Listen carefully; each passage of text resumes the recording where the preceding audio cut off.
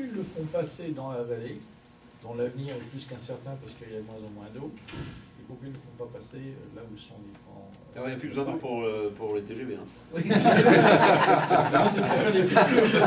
Avant, il y avait des gens on n'a pas besoin de faire boire les chevaux. Hein. Ouais. La SNCF a, toujours dans les valises d'Alstom, ou enfin de la filiale Sofrail, a fait ses premiers plans entre Los Angeles et San Francisco complets en 1984. Et en 1984, ce qui était prévu, c'était le chemin le plus court, en disant de loin, les agglomérations à desservir, c'est Los Angeles, San Francisco, le plus court sera le mieux. Donc, high five, et puis on passe les montagnes au plus court, et voilà. Et puis ensuite, il y a eu 25 ans d'études de consultants américains par là-dessus. Et c'est devenu ce que c'est aujourd'hui, donc un peu tortueux.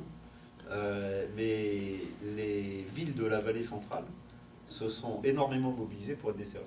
Alors après, elles sont aujourd'hui mal desservies au sens où, à mon avis, le passage au centre des villes est relativement catastrophique. Mais malheureusement, aujourd'hui, ils y tiennent, enfin les maires y tiennent énormément. Je veux dire, aujourd'hui, je ne suis pas sûr qu'on sache facilement leur faire accepter que passer juste à côté, c'est moins cher. Je veux dire, ils sont allés voir des TGV pas beaucoup, justement. Ils ne sont pas beaucoup allés voir ça. Et puis, ce qui est étonnant aussi, c'est que la grande vitesse ferroviaire est vendue comme l'outil miracle de développement, de régénération économique. Et donc, pour vous donner un exemple, entre LA Union Station et San Fernando, alors, je ne sais pas moi, 30 miles, peut-être 40 à peine, ils ont prévu 12 sites différents de gares ferroviaires grande vitesse, pas pour faire de la banlieue, 12, ils en ont plus dit 12. Sur 40 miles? Sur à peine 40 miles. Et donc, là-dedans, les critères, c'est souvent quel est l'endroit le plus déshérité qu'on puisse trouver sur le chemin, parce que comme ça va générer spontanément du développement et tout ça, si on le fait à l'endroit le plus déserté, ça sera extraordinaire. Est-ce qu'il y a des... sérieusement, est-ce qu'il y a des preuves que le TGV en Europe de l'Ouest, enfin en France, Allemagne, Espagne, puisque la France, ça a l'air de marcher, et au Japon, on va parler de la Chine juste après, mais est-ce que ça a créé du développement, ou est-ce que ça a simplement, c'est une bonne chose, faire faciliter la vie et le commerce existant? Alors, excellente question. On a d'ailleurs débattu avec UC Berkeley vendredi, parce qu'on a souhaité sponsoriser des recherches sur ces sujets-là, l'environnement, enfin tout ça, mais avec Berkeley. Donc on a eu un symposium pour l'instant entre académiques, comme on dit. Il y aura une grande conférence beaucoup plus publique et ouverte au mois de mars sur ces sujets, mais un des thèmes c'est celui-là. Et si je résume, il n'y a pas d'automaticité entre l'arrivée d'une liaison à grande vitesse et le développement. Il y a des exemples et des contre-exemples, mais en gros, on peut dire qu'il y a développement que s'il est préparé et accompagné. Ça peut être un outil extraordinaire, mais à la condition que ça rentre dans une politique globale. Alors un excellent exemple, c'est Lille.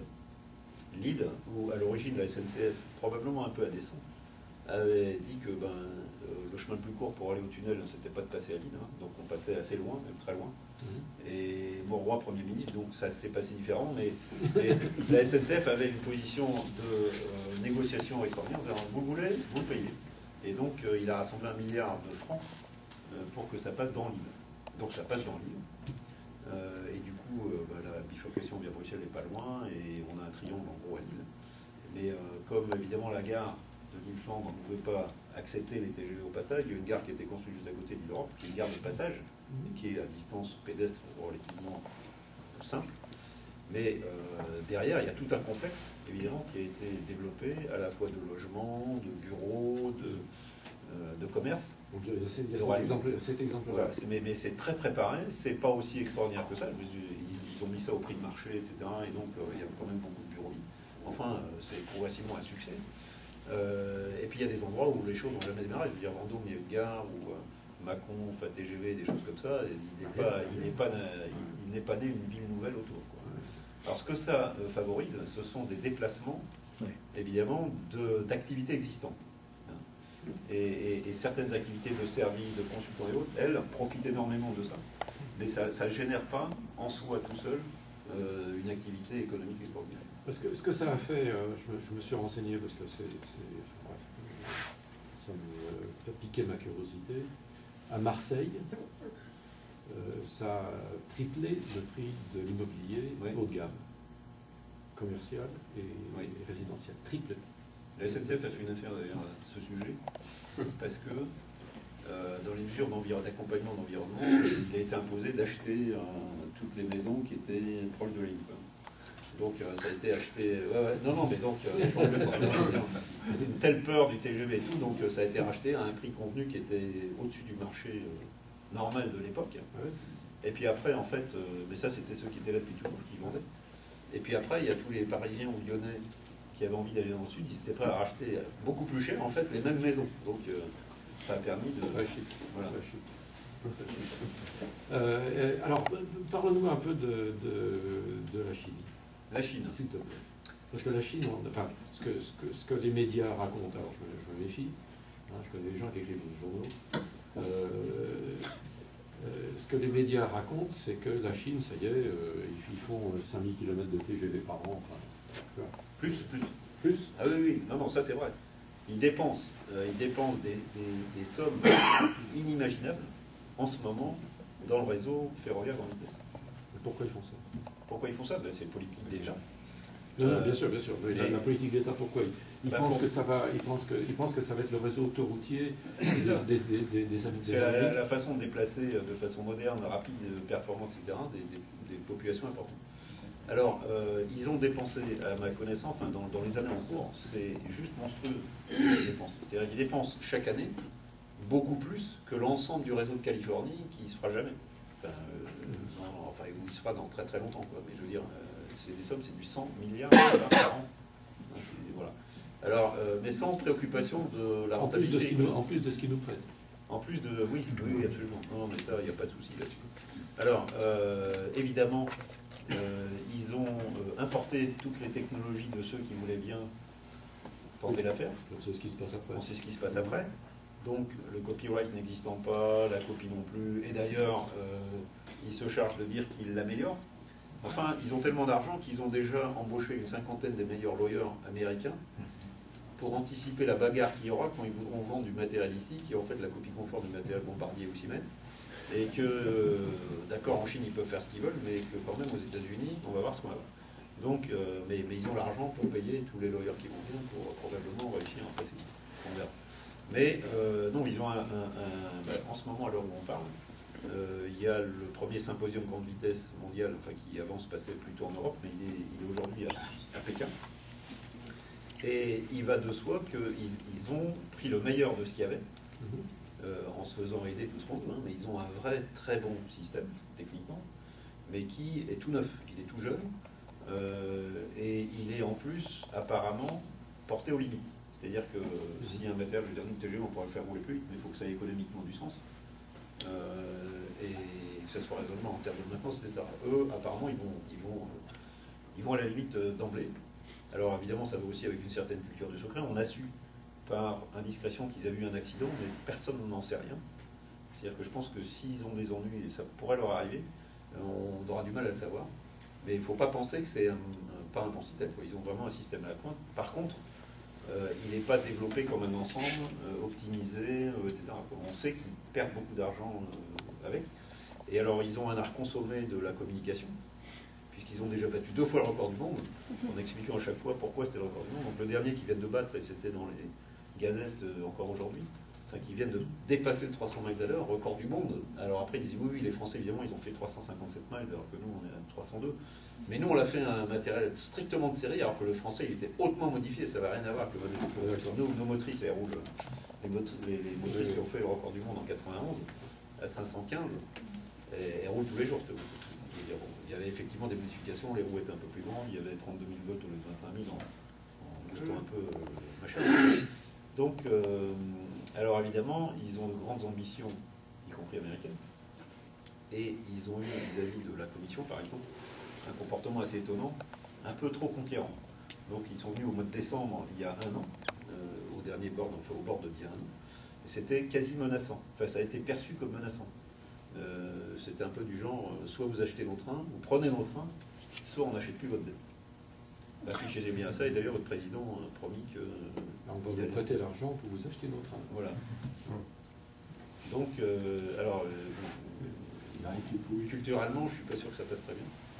On va voir. Mais c'est à coup sûr des concurrents maintenant qui vont être redoutables sur tous les matchs.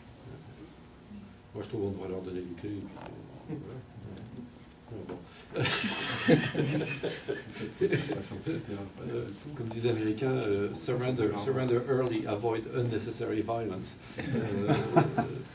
Alors nous, on est un peu plus tranquille que ça, parce que nous, on ne vend pas de matériel, on vend de l'exploitation. Voilà. Et qu'est-ce que c'est que cette histoire de train à lévitation magnétique entre l'aéroport de Shanghai et... Ah oui, mais ça c'est la vieille histoire du maglev. Qu'est-ce que c'est ça? Maglev, c'est un système futuriste qui ne verra jamais le jour. Parce que si tu te dis que même les Chinois n'ont pas réussi à le rendre rentable, alors qu'ils sont les seuls à avoir le système en exploitation. Bon, évidemment, c'est le système allemand, c'est le système Thyssen, etc., que les Allemands cherchaient désespérément à vendre à quelqu'un depuis 20 ans. Donc ça fait il y a 20 ans que j'étais aux États-Unis, c'était déjà le système d'avenir, exactement la même forme qu'aujourd'hui. Sauf que nous, on a toujours pensé très tôt à la SNCF que ça ne marcherait jamais économiquement.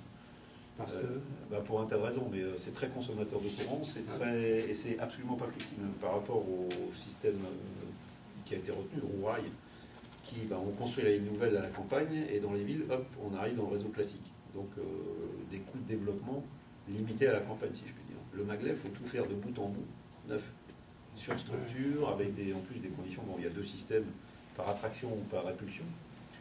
C'est quand même un système, le système allemand est un peu instable, et on ne sait pas trop ce qui se passerait en vraie exploitation d'ailleurs. On peut dire que les Chinois, après l'avoir exploité quand même tout seul au monde pendant plusieurs années, décident que là où ils investissent 100 milliards de dollars par an, c'est le roue-rail, et ils ne parlent même plus d'extension de leur système actuel sur quelques kilomètres, c'est qu'on a dû quelque part avoir un peu raison.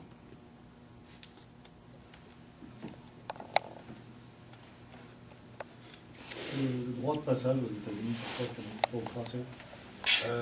Il y a deux droits de passage, soit le droit de passage du train sur une ligne qui appartient à quelqu'un d'autre, soit pour le tracé, effectivement, si on veut tracer une ligne nouvelle dans un environnement nouveau. Alors la question, c'est sur le deuxième sujet. C'est un peu comme en France, mais beaucoup plus compliqué, c'est droit d'expropriation, power of eminent domain, qui appartient à certaines entités, qui peut s'appliquer que dans certains cas.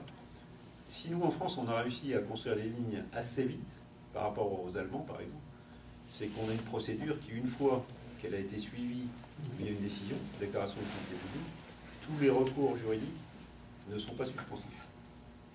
Ça peut y aller. Tandis qu'en Allemagne, c'est l'inverse. Ce qui fait que du coup, il faut avoir mis tout le monde d'accord pour pouvoir faire. Alors aux États-Unis, c'est plutôt la méthode. Le résultat, c'est que, évidemment, pour les lignes nouvelles, ils n'imaginent que des emprises simples. Donc sur la péninsule, c'est 4 trains d'emprise simple. Il y a une emprise ferroviaire, c'est ça qu'on dit. Ou dans la campagne, c'est soit les lignes ferroviaires, soit les lignes à haute tension, soit les autoroutes. Donc entre Las Vegas et Victorville, nord-est de Los Angeles, c'est entièrement I-15 tout au long. Sur les 300 km, il y a 292 km qui sont prévus le long de l'autoroute. Il y a juste un bout dans la montagne où ce sera en dehors. Ah, voilà, donc, il va marcher Los Angeles, Las Vegas.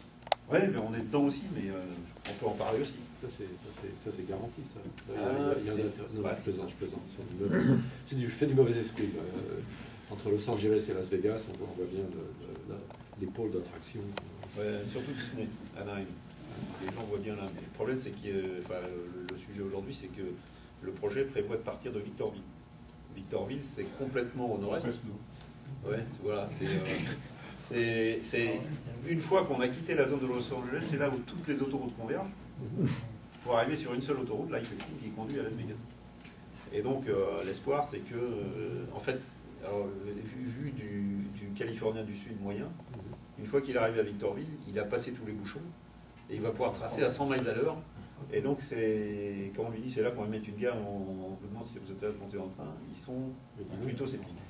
Oui, on dit plutôt sceptiques. Alors, ce qu'il y a, c'est quand même que, comme il n'y a qu'une autoroute, souvent ça passe pas.